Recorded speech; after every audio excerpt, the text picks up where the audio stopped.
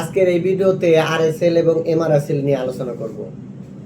RSL এবং এমআরএসএলটা সাধারণত কয়েকটা স্ট্যান্ডার্ডে বিভক্ত, যেমন জেডিএসসি, এমআরএসএল, ওকোটেক্স 100, ব্লু সাইন, রিস রেগুলেশন ইত্যাদি। তো এই স্ট্যান্ডার্ডের উপর বেসিস করে এর লিস্টটা ভিন্ন ভিন্ন হতে পারে। তো এই লিস্টে আসলে কি বা এটা দিয়ে কি বোঝানো হয়? বিশ্বের বড় বড় কেমিক্যাল বিশেষজ্ঞগণ বিভিন্ন কেমিক্যালকে অ্যানালাইসিস করে জানতে পারলো এমন কিছু কেমিক্যাল আমরা পৃথিবীতে ব্যবহার করি যে কেমিক্যালগুলো আমাদের প্রোডাক্টের জন্য ক্ষতিকর, হেলথের জন্য ক্ষতিকর, পরিবেশের জন্য ক্ষতিকর। তো তারা এই জিনিসগুলোকে অবজারভেশন করে এই কেমিক্যালের একটা লিস্ট তৈরি করছে, যেই লিস্টটাকে বলা হয় এমআরএসএল বা আরএসএল। তো এই এমআরএসএল লিস্ট বা আরএসএল লিস্টটা বিভিন্ন স্ট্যান্ডার্ডের উপর বেসিস করে। 5টা স্ট্যান্ডার্ড, যেমন আপনার ওকোটেক্স 100, জেডিএসসি, এমআরএসএল, গডস, রিস রেগুলেশন থেকে ব্লু সাইন ইত্যাদি। তো আমরা এখানে জেডিএসসি এমআরএসএল নিয়ে কথা বলবো এবং এই আরএসএল এর আন্ডারে বা এমআরএসএল এর আন্ডারে কতগুলি কেমিক্যাল আছে আমরা এই ভিডিওতে আপনাদেরকে লিস্ট সহ দিয়ে দেওয়ার চেষ্টা করব। তো ফাইনালি এখানে জেডিএইচসি অর্থাৎ জিরো ডিসার্জ হ্যাজার্ডাস কেমিক্যাল, অর্থাৎ আপনার পরিবেশে কোনো ধরনের হ্যাজার্ডাস কেমিক্যাল ডিসার্জ করা যাবে না। জেডিএসসির মিনিংটা হচ্ছে এই। ফাইনালি এখন এইটা আমি কিভাবে মেনটেন করব, অর্থাৎ আপনাকে এটা মেনটেন করার জন্য এমআরএসএল সম্পর্কে জানতে হবে। এমআরএসএলটা কি? Manufacturing restricted substance list. অর্থাৎ আমরা যখন কোনো গার্মেন্টস বা লেদার প্রোডাক্ট উৎপাদন করি, সেখানে অনেক ধরনের অক্সিলারিজ বা টিপস আমরা ব্যবহার করি। সেই জিনিসগুলা যারা উৎপাদন করে তারা হচ্ছে এই জিনিসগুলা মেনটেন করবে, অর্থাৎ ম্যানুফ্যাকচারিং রিস্ট্রিক্টেড সাবস্টেন্স লিস্ট। আপনারা এই প্রোডাক্টগুলো যাদের কাছ থেকে কিনবেন তারা হচ্ছে এই লিস্টটা মেনটেন করবে।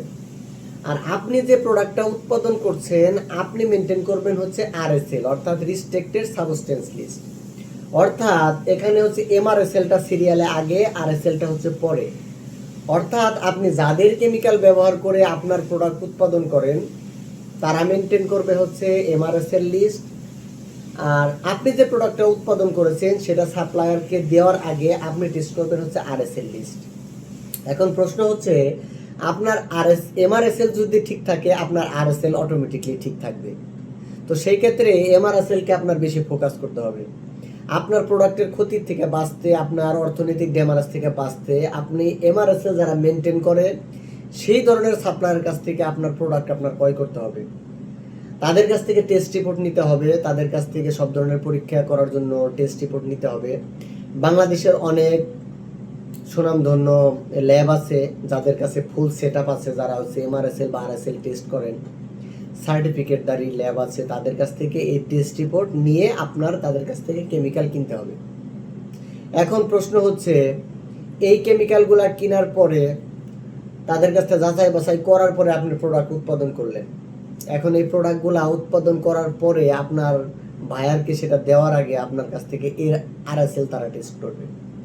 এখানে যদি আপনি টেস্টে সাকসেসফুল হন তাহলে কিন্তু তারা হচ্ছে আপনার প্রোডাক্ট নিবে, বা যারা সুনামধন্য বায়ার আছে তারা হচ্ছে আপনার প্রোডাক্ট নিবে। এখন এই জিনিসটা করলে সুবিধা কি? সুবিধা হচ্ছে মানুষের সর্বপ্রথম হচ্ছে আপনার স্বাস্থ্যের জন্য, অর্থাৎ একটা প্রোডাক্ট যখন আমরা বিক্রি করি এই প্রোডাক্ট কেউ না কেউ ব্যবহার করেন, তো সেই ক্ষেত্রে হেলথের জন্য এটা ভালো। 2 নম্বরে হচ্ছে স্বাস্থ্যের পরিবেশের জন্য সেটা ভালো। 3 নম্বরে যেটা সেটা হচ্ছে অর্থনীতির জন্য কিন্তু সেটা ভালো। অর্থাৎ আমরা এই জিনিসগুলো মেনটেন করে যদি আমরা কেমিক্যাল পারচেস করে আমাদের প্রোডাক্ট উৎপাদন করি তাহলে আমরা আমাদের পরবর্তী প্রজন্মের জন্য, আমরা আমাদের পরিবেশের জন্য, আমাদের স্বাস্থ্যের জন্য আমরা নিরাপদ থাকতে পারবো। আর এই জন্যই জিরো ডিসার্জ হ্যাজার্ডাস কেমিক্যাল বা জেডিএসসি এমআরএসএল মেনটেন করা হয় বা মেনটেন করার কথা বলা আছে। প্রত্যেকটা কমপ্লায়েন্স ফ্যাক্টরি কিন্তু জেডিএসসি এমআরএসএল মেনটেন করে বা মেনটেন করার চেষ্টা করে। তো জেডিএসসি এমআরএসএল অনেক বড় একটা স্ট্যান্ডার্ড, খুবই একটা পপুলার স্ট্যান্ডার্ড। এটা মেনটেন করে আমরা সাধারণত আমাদের প্রোডাক্ট উৎপাদন করব এবং সেটা বাস্তবায়ন করার চেষ্টা করব, এই সেন্টটা মেনটেন করার চেষ্টা করব। আর যদি এই লিস্টের বাহিরে যদি আমরা কেমিক্যাল কিনি বা এই লিস্ট যারা মেনটেন করে না তাদের কেমিক্যাল কিনলেই আপনার ইটিপিতে ওয়েস্ট ওয়াটার টেস্টিংয়ে কিন্তু আপনার ফেল আসবে। আর যখনই এই ধরনের কোনো কেমিক্যাল আপনার এই ওয়েস্ট ওয়াটার টেস্টে ফেল আসবে তখনই কিন্তু আপনার অনেক বড় হ্যাসেলের মধ্যে আপনার কোম্পানি এবং আপনি পড়বেন। আপনাকে রুট কজ অ্যানালাইসিস করতে হবে, সেটা অ্যানালাইসিস করে খুঁজে বের করতে হবে এটা কোথা থেকে আসলো, কিভাবে আসলো, তাদের সাথে যোগাযোগ বাড়াইতে হবে, তাদের সাথে মেল করতে হবে, মেলে কমিউনিকেশন করতে হবে, তাদের টেস্ট রিপোর্ট আনতে হবে। সেই জিনিসগুলো কিন্তু একটা বড় লম্বা প্রসেস। তো আজকে অন্তত আমরা এই ভিডিওর মাধ্যমে জানলাম যে এমআরএসএল বা আরএসএল কি, এমআরএসএল কেন, কয়টা স্ট্যান্ডার্ডের উপর এই লিস্টটা তৈরি করা হয়েছে, এটা সাধারণত কী জন্য করা হয়, কিসের জন্য উপকার হয়, এই টোটালের একটা বেসিক আমরা ধারণা পাইলাম। তো যারা আমরা সাস্টেনেবিলিটি ডিপার্টমেন্টে কাজ করি বা পরিবেশ নিয়ে কাজ করি তারা কিন্তু এই জিনিসটাকে খুবই গুরুত্বপূর্ণ এবং কাজে আসবে। তো এই ধরনের ইনফরমেশন বা এই ধরনের ইনফরমেটিভ ভিডিও যদি আপনি চান তাহলে কিন্তু আমাকে লাইক বা কমেন্টস করতে পারেন বা আমার পেজটাকে ফলো করে পাশে থাকতে পারেন। সেই সাথে ইটিপি, ডাব্লিউটিপি, এসটিপি থেকে শুরু করে সব ধরনের ইকুইপমেন্ট থেকে শুরু করে কেমিক্যাল থেকে শুরু করে সব কিছু আমরা সারা দেশে সাপোর্ট দিয়ে থাকি। চাইলে আপনার যে কোনো ইস্যুতে আমাদের সাথে যোগাযোগ করতে পারেন। ভালো থাকেন, সুস্থ থাকেন, আল্লাহ হাফেজ।